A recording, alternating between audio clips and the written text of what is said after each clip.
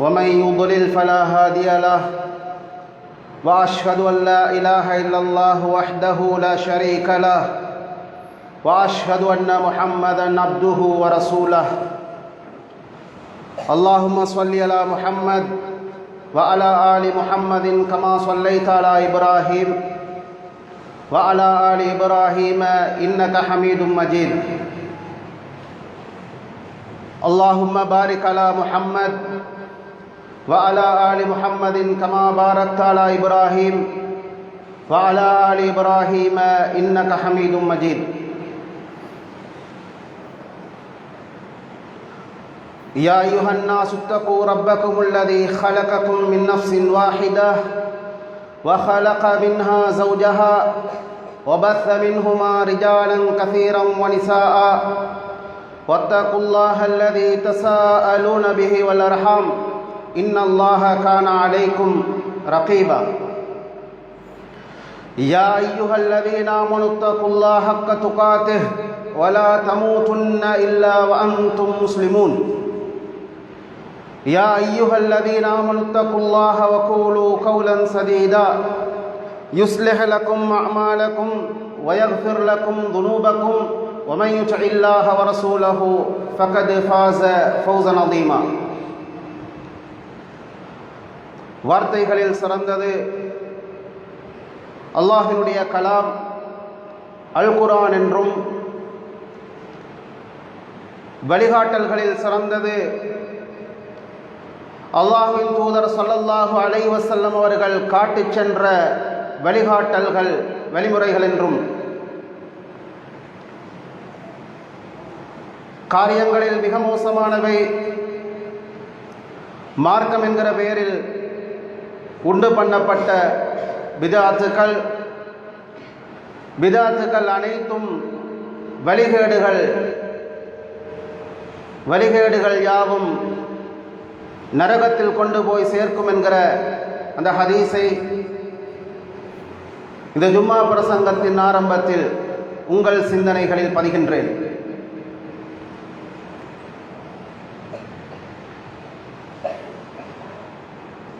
வாழக்கூடிய இந்த சொற்ப வாழ்க்கையில் படைத்த ரப்புல் ஆலமீன் அல்லாஹுவை அஞ்சி வழிபட்டு நடந்து கொள்ளும்படி என்னையும் உங்களையும் உபதேசித்துக் கொள்கிறேன்.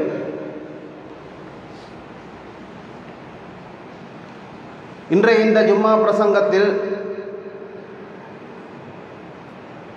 இஸ்லாம் வழங்கும் தொழிலாளர் உரிமைகள் என்கிற ஒரு தலைப்பை நான் தேர்வு செய்திருக்கிறேன்.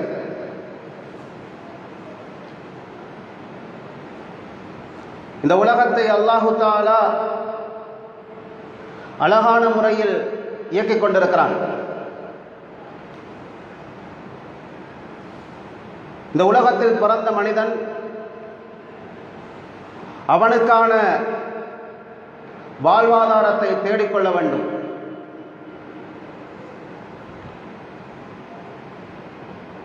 இந்த உலகத்தில் உழைக்கும் வர்க்கம் பாதிக்கப்பட்டு விடக்கூடாது என்பதற்காக வேண்டி இஸ்லாம் பல உரிமைகளை பேசியிருக்கிறது. பொதுவாக உலகத்தில் நாம் நிறைய சட்ட விதிகளை பார்க்கலாம். ஒவ்வொரு சட்டமும் ஒவ்வொரு விதமாக வகுக்கப்பட்டிருக்கும். இஸ்லாமிய சட்டதிட்டங்களை பொறுத்தவரையில் உலக சட்டங்கள் எப்படி அறிவியலை பின்புலமாக கொண்டு வகுக்கப்பட்டிருக்கிறதோ, இஸ்லாம் அறிவியலை மட்டும் வைத்து எந்த சட்ட விதிகளையும் வகுக்கவில்லை. மனிதர்களுக்கிடையில் இஸ்லாத்தினுடைய சட்டத்தை பொறுத்தவரையில் இஸ்லாம் வகுத்திருக்கிற சட்ட விதிகளை பொறுத்தவரையில் எப்பொழுதும் இஸ்லாமிய சட்டங்கள் உணர்வுகளுக்கு மதிப்பளிக்கும். உணர்வுகளை மையப்படுத்தித்தான் இஸ்லாத்தினுடைய அனைத்து சட்டதிட்டங்களும் கட்டமைக்கப்பட்டிருக்கின்றன என்பதை நாம் புரிந்து கொள்ள வேண்டும். உதாரணத்திற்காக வேண்டி ஒருவர் இன்னொருவரை கொலை செய்து விடுகிறார் என்று வைத்துக் கொள்ளுங்கள். இஸ்லாத்தினுடைய தண்டனை சட்டம் என்ன சொல்லும் என்று சொன்னால், கொலைக்கு கொலை தீர்வு, கொலை செய்தவர் கொலை செய்யப்பட வேண்டும். இதுதான் இஸ்லாத்தினுடைய தண்டனை சட்ட விதி. இப்பொழுது அறிவியலாக யோசித்து பாருங்கள். உதாரணத்துக்காக வேண்டி அஹ்மத் முகமதை கொலை செய்து விடுகிறார். அஹ்மதும் கொலை செய்யப்பட வேண்டும் என்றிருந்தால் போன முகம்மதுடைய உயிர் திரும்பி வருமா என்று கேட்டால் வராது. ஆனால் கொலைக்கு கொலை என்கிற சட்டத்தை ஏன் இஸ்லாம் வைத்திருக்கிறது? இஸ்லாம் எப்பொழுதும் பாதிக்கப்பட்டவர்களுடைய இடத்திலிருந்து எல்லா பிரச்சனைகளையும் நோக்கும். இஸ்லாத்தினுடைய பார்வை இதுதான். பாதிக்கப்பட்ட கொலை செய்யப்பட்டவர்களுடைய குடும்பத்திடம் போய் கேளுங்கள், உங்களது தந்தையை இவர் கொலை செய்திருக்கிறார், என்ன சட்டத்தை கொடுக்க முடியும், நீங்கள் என்ன எதிர்பார்க்கிறீர்கள் என்று சொன்னால், மகனாக இருந்தால் எனது பாப்பாவை கொன்றவன் கொலை செய்யப்பட வேண்டும் என்கிற பதில்தான் வரும்.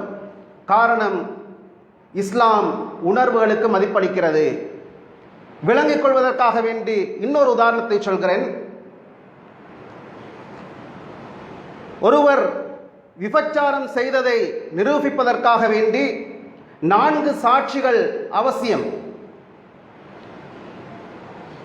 கணவர் மனைவியை காண்கிறார் விபச்சாரம் செய்வதை. இந்த நேரத்தில் இஸ்லாம் 4 கண்கண்ட சாட்சிகளை கொண்டு நிரூபிக்க வேண்டும் என்கிற சட்டத்தை சொல்லாது. இஸ்லாம் என்ன சொல்லும் என்று சொன்னால், அந்த கணவனுடைய சாட்சி 4 சாட்சிகளுக்கு சமன். கூடுதலாக அவர் அழிவு சத்தியம் செய்து கொள்ள வேண்டும். மனைவியை குற்றம் சாட்டுவதாக இருந்தால் அவர் 5ஆவதாக அழிவு சத்தியம் செய்து கொள்ள வேண்டும். அப்ப 4 சாட்சிகளை கொண்டு நிரூபிக்க வேண்டிய அவசியம் இல்லை. காரணம் என்ன? ஒரு கணவர் கண்டிருக்கிறார், அவர் சில வருடங்கள் அல்லது பல வருடங்கள் அந்த பெண்ணோடு குடும்ப வாழ்க்கை நடத்தி இருக்கிறார். 4 சாட்சிகளை கொண்டுதான் நிரூபிக்க வேண்டும். இல்லாவிட்டால் உங்களது முறையீடு செல்லுபடி ஆகாது என்கிற சட்டம் இருந்தால், நாளைக்கு அவர் அந்த பெண்ணோடு வாழுகின்ற பொழுது, அந்த முகத்தை பார்த்து வாழுகின்ற பொழுது என்ன நிலைமையில் அவர் இருப்பார், என்ன மன உளைச்சலுக்கு அவர் ஆளாகுவார். அப்ப இஸ்லாம் எப்பொழுதும் உணர்வுகளை மையப்படுத்தி சட்டதிட்டங்களை வைத்திருக்கிறது. இதனுடைய ஜும்மாவினுடைய முன்னுரையாக எடுத்துக்கொள்ளுங்கள். இரண்டாவதாக, அல்லாஹு தஆலா மனித வர்க்கத்தினர்களுக்கு இடையில் வைத்திருக்கிற ஒரு வாழ்வியல் முறையை அல் குர்ஆன் சொல்கிறது. சூரத்து ஸுஹ்ரூஃபிலே அல்லாஹு தஆலா 32வது வசனத்தில் இப்படி சொல்கிறான், அஹும் யக்ஸிமூன ரஹ்மத் ரப்பிக், உங்களது இறைவனுடைய அருளை இவர்கள் தான் பிரித்து கொடுக்கிறார்களா? இப்ப மனிதர்களிடத்தில் சிலர் முதலாளிகள் இருப்பார்கள், சிலர் தொழிலாளர்கள் இருப்பார்கள்.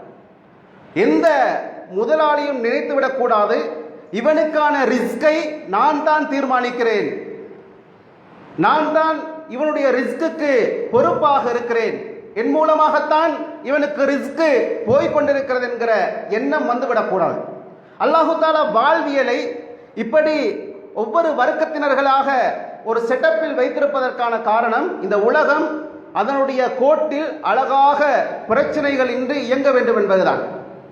சரியாக ஒரு நாணயத்தின் 2 பக்கங்களை போன்று ஒரு முதலாளி அவருடைய தொழில் ரீதியாக வளர வேண்டுமாக இருந்தால், அவருக்கு கீழால் வேலை செய்கின்ற தொழிலாளர்களுடைய பங்களிப்பு சரியாக கிடைக்கும் பட்சத்தில் மாத்திரம்தான் அந்த முதலாளியினால் அவருடைய வியாபாரத்தை உயர்த்த முடியும். அதே போன்று ஒரு முதலாளி அல்லது ஒரு தொழிலாளி அவரது முதலாளிக்கு நம்பிக்கையாக இருக்கிற பொழுதுதான் தனது முதலாளியினுடைய சொத்தை, அவருடைய அந்த கேபிட்டலை லாபகரமாக மாற்றுவதற்கான முயற்சியை எடுக்கிற பொழுதுதான் அந்த வியாபாரம் வெறுகூடி நிற்கிறது, அந்த வியாபாரம் வளர்ந்து நிற்கிறது. எனவே இந்த அடிப்படையை நாம் புரிந்து கொள்ள வேண்டும்.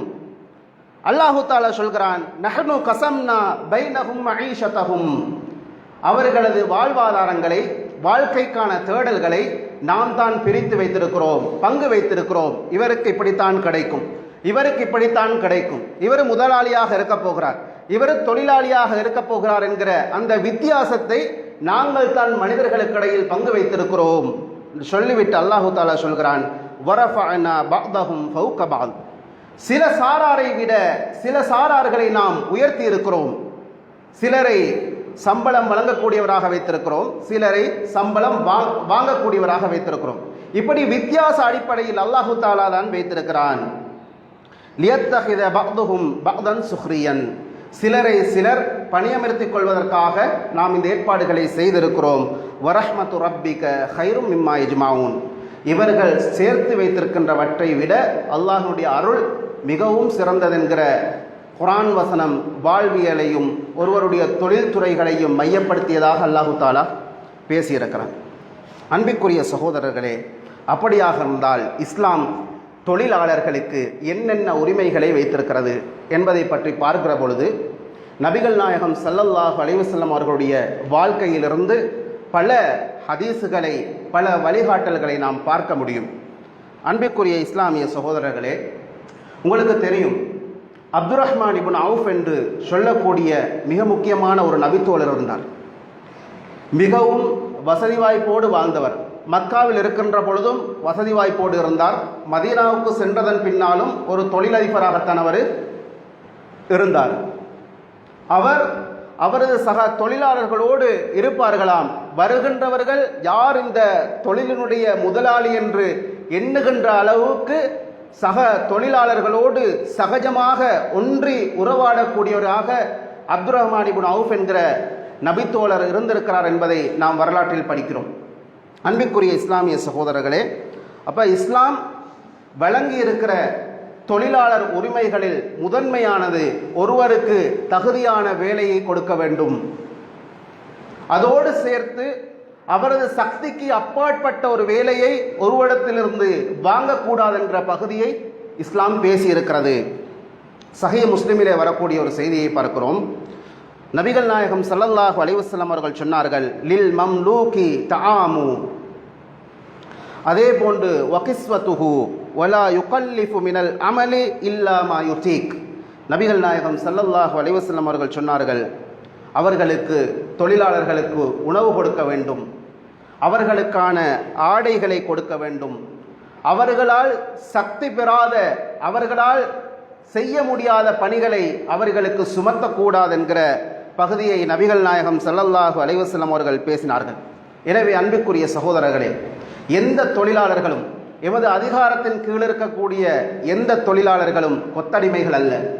இன்றைக்கு அடிமைத்தனம் இல்லை. நாம் அடிமைகளை போன்று அவர்களை நடத்துகின்ற உணர்வும் அந்த மனோநிலையும் எங்களிடத்தில் ஒருபோதும் வந்துவிடக்கூடாது. இஸ்லாம் அதனை வன்மையாக கண்டிக்கிறது என்கிற பகுதியையும் நாம் புரிந்து கொள்ள வேண்டும். ஒருவரினுடைய வறுமையை, ஒருவருடைய கஷ்ட நிலைமையை எங்களுக்கு சாதகமாக எமது தொழிலுக்காக வேண்டி நாம் பயன்படுத்தி கொள்ளக்கூடாது. ஒருவருடைய இயலாமையை நாம் பயன்படுத்தி கொள்ளக்கூடாது. இஸ்லாம் அதனை ஒருபோதும் அங்கீகரிக்க மாட்டாது என்கிற பகுதியை புரிந்து கொள்ளுங்கள். அன்பிற்குரிய இஸ்லாமிய சகோதரர்களே, அடுத்ததாக தொழிலாளருக்கு இஸ்லாம் வழங்குகின்ற உரிமைகளில் மிக முக்கியமான உரிமை அவர்களுக்கான கூலி. ஒருவர் உங்களிடத்தில் மாதாந்த சம்பளத்திற்கு வேலை செய்யலாம், அல்லது நாளாந்த சம்பளத்துக்கு வேலை செய்கின்ற தினக்கூலிகளாக இருக்கலாம், அல்லது ஏதோ ஒரு வகையில் உங்களிடம் தொழில் புரியக்கூடிய ஒருவராக இருக்கலாம். நீங்கள் என்ன கூலியை பொருந்தி அவரை பணிக்கமர்த்தினீர்களோ, வேலை கமர்த்தினீர்களோ, உங்களது வேலையை அவர் நிறைவேற்றி முடிகிற பொழுது அவருக்கான கூலியை கொடுக்க வேண்டும் என்பதை இஸ்லாம் வலியுறுத்துகிறது. இன்றைக்கு நாம் பார்க்கிறோம், பல இடங்களில் ஒரு சம்பளத்துக்கு ஒருவர் வேலைக்கு கொண்டு வரப்படுகிறார். கொண்டு வந்தவுடன் உங்களது பெர்ஃபார்மன்ஸ் சரியாக இல்லை என்று 50,000 செலரி என்று வைத்துக் கொள்ளுங்கள், கொண்டு வரப்பட்டு உங்களுக்கு 35,000 ரூபாய் தான் தர முடியும் என்று சொல்லி அவரிடத்தில் வேலை வாங்குகின்ற நிலைமை இருக்கிறது. இஸ்லாத்தை பொறுத்தவரையில் எப்பொழுதும் இஸ்லாம் டிரான்ஸ்பேரன்சியாக இயங்க வேண்டும் என்று சொல்கிறது. வெளிப்படைத்தன்மையாக இயங்க வேண்டும் என்பதை இஸ்லாம் வலியுறுத்துகிறது. நீங்கள் பணிக்கமர்த்துவதனால் ஒருவரை பணிக்கு அமர்த்த முடிவெடுத்து விட்டால் அவருக்கு இதுதான் செலரி, இந்த கூலியைத்தான் தர முடியும் என்று பேசி அதற்கு அவர் எக்ரியாகினால் அப்படித்தான் ஒரு தொழிலுக்கு ஒருவர் உள்வாங்கப்பட வேண்டும் என்பதில் இஸ்லாம் கராராக நிற்கிறது என்பதை நாம் புரிந்து வைத்துக் கொள்ள வேண்டும். ஏனென்று சொன்னால், ஒருவர் என்ன நோக்கத்தினால் எங்களிடத்தில் வேலைக்கு வருகிறார்? அவருக்கு தேவை கூலி. ஒரு கூலியை எதிர்பார்த்து வேலைக்கு வருகிறார். அந்த கூலியில் நாம் மோசம் செய்கின்ற பொழுது அல்லாஹு தாலாவினுடைய தண்டனைக்கு நாம் ஆளாகி விடுகிறோம் என்பதை ஹதீஸுல் குதுசி, சஹீஹுல் புகாரியிலே வரக்கூடிய ஹதீஸுல் குதுசி ஒன்று இப்படி சொல்கிறது.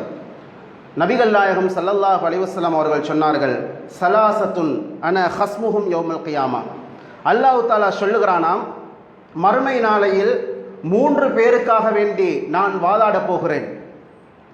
3 பேருடைய விடயத்தில் நான் வாதாடப் போகிறேன், நான் தீர்ப்பை கையில் எடுக்கிறேன் என்று அல்லாஹு தாலா டிரெக்டாக பேசியிருக்கிற ஒரு செய்தியை நபிகள் நாயகம் ஸல்லல்லாஹு அலைஹி வஸல்லம் அவர்கள் சொன்னார்கள். அதில் ஒரு நபர் யார் தெரியுமா? ரஜுலுன் இஸ்தஅஜர அஜீரன். ஒரு மனிதர், ஒரு முதலாளி இன்னொருவரை பணிக்கு அமர்த்துகிறார், இன்னொருவரை வேலைக்கு அமர்த்துகிறார். ஃபஸ்தௌஃபா மின்ஹு, அவரிடத்திலிருந்து எடுக்க வேண்டிய வேலைகளையெல்லாம் எடுத்துக்கொள்கிறார். வலம் யுக்தஹு அஜ்ரஹு, அவருக்கான கூலியை அவர் கொடுக்கவில்லை. இத்தகையவருக்கு எதிராக நான் மர்மையில் வாதாடுவேன் என்று அல்லாஹ் சொன்னதாக நபிகள் நாயகம் ஸல்லல்லாஹு அலைஹி வஸல்லம் அவர்கள் ஹதீஸுல் குதுசியிலே சொல்கிறார்கள். அன்பிற்குரிய சகோதரர்களே, நாளைக்கு அல்லாஹு தாலா எமக்கு எதிராக வந்துவிடக்கூடாது. அல்லாஹு தாலா நாம் நன்மைகளோடு ரப்புக்கு முன்னால் நிற்கிற பொழுது, நாம் இபாதத்துக்களோடு ரப்புக்கு முன்னால் நிற்கிற பொழுது, நீ இபாதத்து விடயங்களிலெல்லாம் சரியாக இருந்திருக்கிறாய், நீ வணக்க வழிபாடுகள் விடயங்களிலெல்லாம் சரியாக இருந்திருக்கிறாய், ஆனால் உனக்கு அதிகாரத்தின் கீழே வேலை செய்தவனுடைய சம்பளத்தை நீ நிலுவையில் வைத்திருக்கிறாய், அவனுக்கான அடிப்படை உரிமைகளை நீ மறுத்திருக்கிறாய் என்று அல்லாஹு தாலா குற்றம் பிடித்து எம்மை நரகத்துக்கு அனுப்பிவிடக்கூடும். அல்லாஹு தாலா எம்மை குற்றம் பிடித்து விடக்கூடும் என்கிற உணர்வை வாழுகின்ற காலத்தில் நாம் ஆழமாக பதித்துக் கொள்ள வேண்டும் என்கிற பகுதி மிக முக்கியமான ஒரு இடமாகும். அன்பிற்குரிய சகோதரர்களே, இஸ்லாம் தொழிலாளர்களுக்கு வழங்கி இருக்கின்ற மிக முக்கியமான அடுத்த உரிமை என்ன தெரியுமா? முதலாளிமார்கள் அவர்களுக்கு கீழால் வேலை செய்கின்ற பணியாளர்களோடு நல்ல பண்புகளோடு நடக்க வேண்டும் என்பதை இஸ்லாம் வலியுறுத்துகிறது. நல்ல அஹ்லாக்காக நடக்க வேண்டும் என்பதை இஸ்லாம் வலியுறுத்துகிறது. எந்த இடத்திலும் அடிப்படை உரிமைகளை மீறுகின்ற விதத்தில் நடக்கக்கூடாது என்பதை இஸ்லாம் கடுமையாக எச்சரிக்கிறது.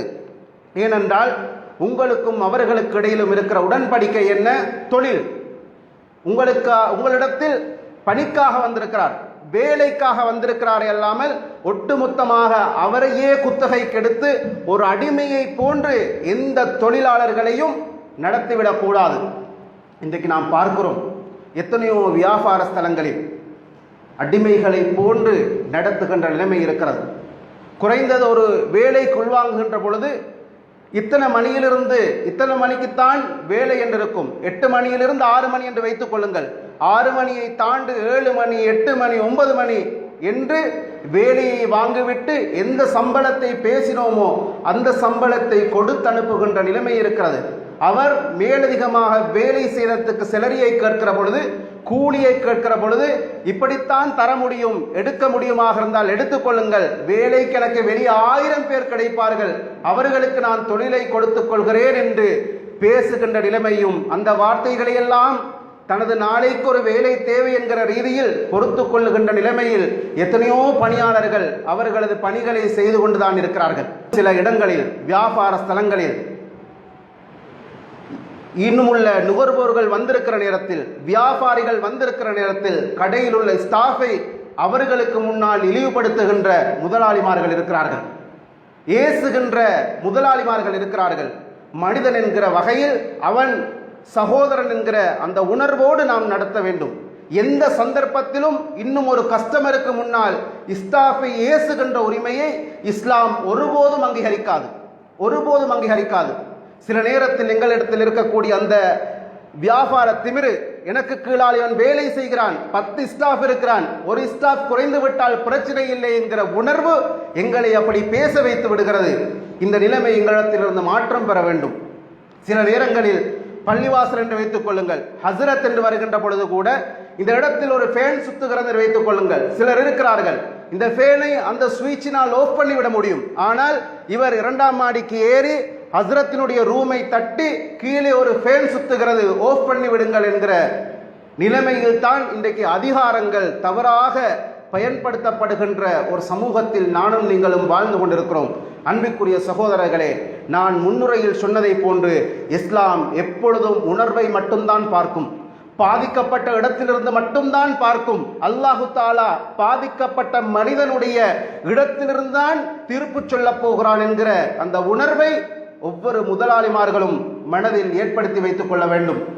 நாளைக்கு தொழிலுக்கு வர வேண்டும் என்கிற பயத்தினால் எதுவுமே பேசாமல், யா அல்லாஹ், இவன் இந்த முதலாளி என்னோடு இப்படி நடந்திருக்கிறார், ஹஸ்புனல்லாஹ், நீயே இதற்கு பொறுப்பாக இரு, நீயே இதற்கு தீர்ப்பை கொடுத்து விடு என்று ஒருவர் பிரார்த்திப்பாராக இருந்தால், நீதிமன்றங்களை எல்லாம் தாண்டி 7 வானங்களுக்கு மேலால் இருக்கக்கூடிய அல்லாஹ்வின் நீதிமன்றத்தில் முதலாளிகளாகிய உங்களது வழக்குகள் பதிவு செய்யப்பட்டிருக்கலாம்.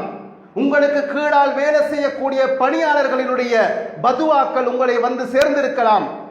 எனவே எனக்கு கீழால் 1 பேர் 10 பேர் அல்ல 100 பேர் இருக்கலாம். அவர்களுடைய விடயத்தில் அடிப்படை உரிமைகளை மீறுகின்ற எந்த விதமான வேலைகளையும் முதலாளிமார்களுக்கு செய்வதற்கு இஸ்லாம் ஒருபோதும் அங்கீகாரம் வழங்கவில்லை என்பதை நாம் புரிந்து வைத்துக் கொள்ள வேண்டும்.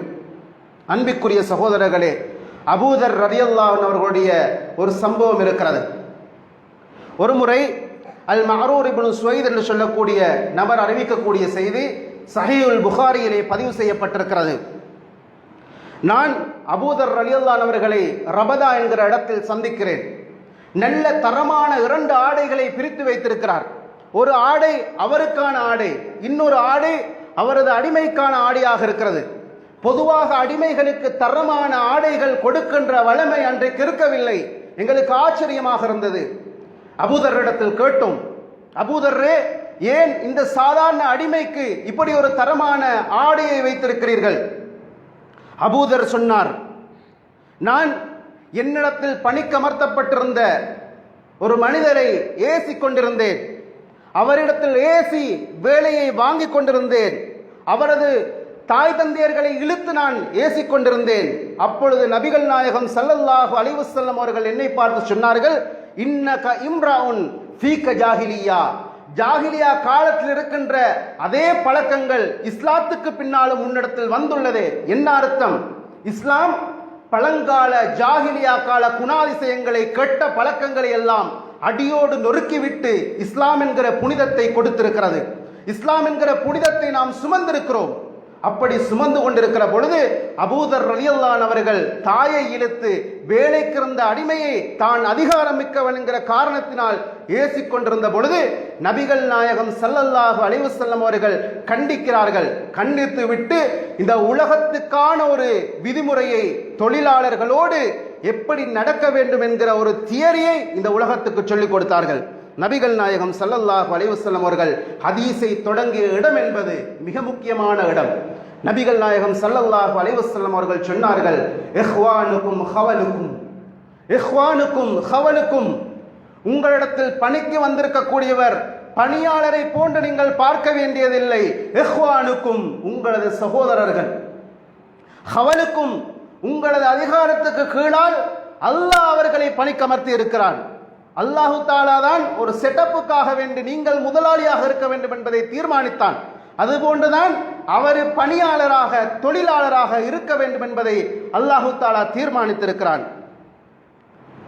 ஜஅல அல்லாஹு தஹ்த ஐதீக்கும், உங்களுக்கு அதிகாரத்தின் கீழ் அல்லாஹு தாலா அவர்களை பணிக்கமர்த்தி இருக்கிறான்.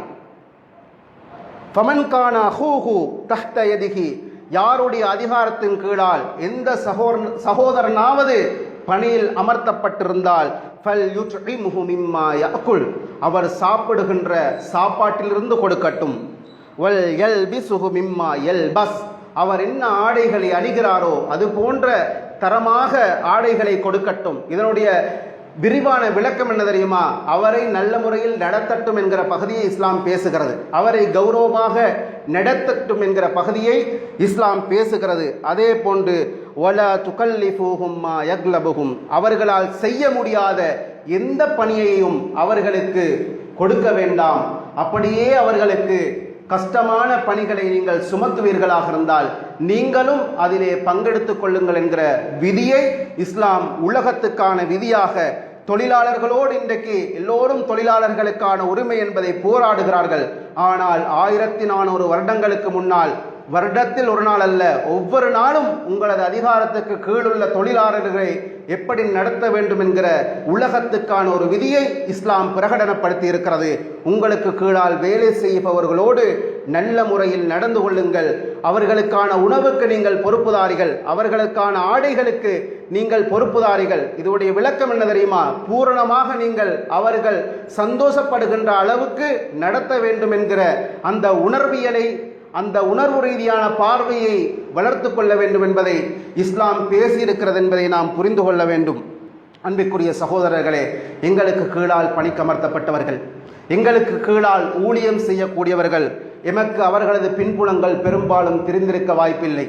சில நேரத்தில் அந்த ஊழியர்கள் சுய கௌரவத்துக்காக வேண்டி காட்டிக்கொள்ளப் போவதும் இல்லை. சில நேரங்களில் உங்களுக்கு கீழால் வேலை செய்யக்கூடிய நபரை, அவருக்கு இருக்கக்கூடிய குடும்ப சுமை, வறுமை உங்களிடத்தில் வேலைக்கு கொண்டு வந்திருக்கலாம். அல்லது அவருக்கு பின்னால் படிக்கக்கூடிய ஒரு குழந்தைகள் இருக்கலாம்.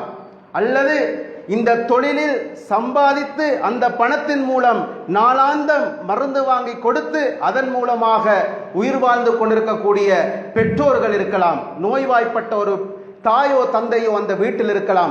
நாம் திடீரென்று வேலையை விட்டு தூக்கி விடுகிறோம்.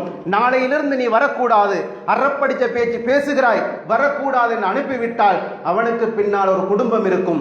அவனுக்கு பின்னால் மருந்துக்காக ஏங்குகின்ற பெற்றோர்கள் அல்லது குழந்தைகள் இருப்பார்கள். பசியோடு வாடுகின்ற குழந்தைகள் இருப்பார்கள். இந்த தொழில்தான் அல்லாஹு தாலா உங்களை ஒரு சபபாக வைத்து அவனது வீட்டுக்கான ரிஸ்கை தீர்மானித்திருப்பான். நீங்கள் இடைநடுவில் அவனை விரட்டி விடுகின்ற பொழுது, துரத்தி விடுகின்ற பொழுது அவன் பாதிக்கப்படக்கூடாது என்பதை இஸ்லாம் எதிர்பார்க்கிறது. அவனுடைய உரிமைகளை மீறக்கூடாது என்கிற இடத்தில் வைத்து இஸ்லாம் பார்க்கிறது. நீங்கள் உங்களது சட்ட விதிகளுக்கு மாறு செய்தான் என்கிற விளக்கியதை விட அவனது உணர்வுகளை பாருங்கள் என்பதை இஸ்லாம் சொல்கிறது.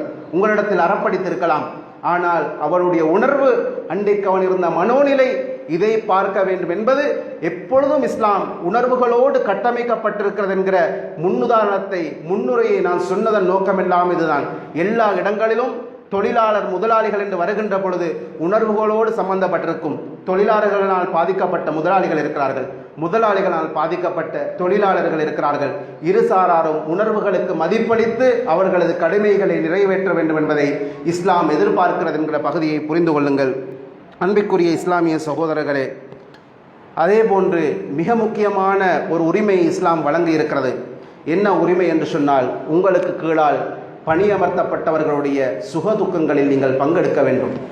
சுகதுக்கங்களில் நீங்கள் கவனம் செலுத்த வேண்டும். அவர்களுக்கிடையில் சில நேரங்களில் தொழிலாளர்களுக்கிடையில் மன உளைச்சல்கள் இருக்கலாம்.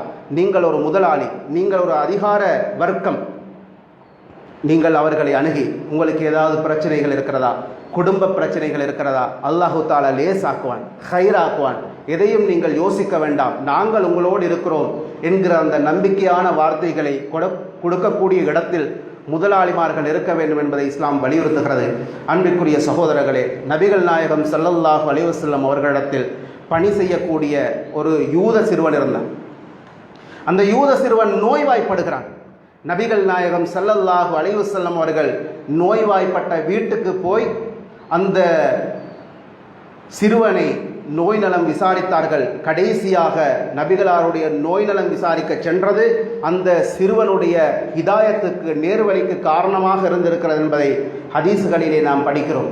அன்பிற்குரிய சகோதரர்களே, எம்மிடத்தில் இருக்கக்கூடிய இன்றைக்கு பேராசை, எம்மிடத்தில் உழைக்க வேண்டும் என்கிற வெறி இருக்க வேண்டும், மறுப்பதற்கில்லை. ஆனால் அந்த காரணத்துக்காக வேண்டி கடையிலே வேலை செய்யக்கூடிய பணியாளருடைய வீட்டில் ஒரு ஜனாசா, வேலை செய்யக்கூடியவருடைய தந்தை மரணித்து விட்டார் என்று வைத்துக் கொள்ளுங்கள். மீதி ஒருவருடைய தந்தை மரணித்து விட்டார் என்றால் மீதி 9 பேரை போட்டு கடையை திறக்கின்ற நிலைமையில் தான் நாம் இருக்கிறோம். அவருடைய மையத்துக்கு போய் வருவோம், சலாம் சொல்லிட்டு வருவோம், அல்லது அடக்குகின்ற நேரத்துக்கு போவோம் என்கிற மனோநிலையோடு பார்ப்பதை விட அன்றைய நாளுக்கு கடையை மூடிவிட்டு கடையை மூடிவிட்டு அந்த ஜனாசாவில் பங்கெடுத்து அந்த ஜனாசாவினுடைய சுகதுக்கங்களில் பங்கெடுப்பதை தான் இஸ்லாம் வரவேற்கிறது என்கிற பகுதியையும் நாம் புரிந்து கொள்ள வேண்டும். அன்பிற்குரிய சகோதரர்களே, அதே போன்று பணியாளர்களுடைய தனிப்பட்ட வாழ்க்கையில் கவனம் செலுத்த வேண்டும். இஸ்லாம் அதனை சொல்லி இருக்கிறது. நபிகள் நாயகம் ஸல்லல்லாஹு அலைஹி வஸல்லம் அவர்களிடத்தில் ஒரு பணியாளர் இருந்தார்.